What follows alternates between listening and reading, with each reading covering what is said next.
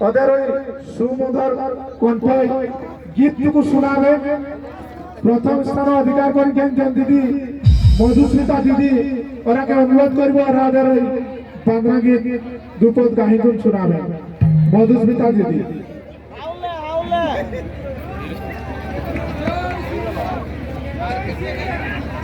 धन्यवाद। सर्वप्रथम ये समस्त क्षमा मागी नेबी कारण ये आमर बहुत सिंगर मैंने अच्छा प्रथम क्षमा मागी नेबी कारण मुझे जन सिंगर नुह कारण समस्त भल पाइबा जो आम ओडिशा कुर्मिसेना मुझे आज प्रथम स्थान अधिकार करा कुर्मिसेना आज मत गोटे पदवी रखी तो मुझा कुर्मिसेनार समस्त सदस्य मान धन्यवाद देवी आदि मोर जो बांदना गीत गाइबी एवं भूल हो जाए क्षमा देवे।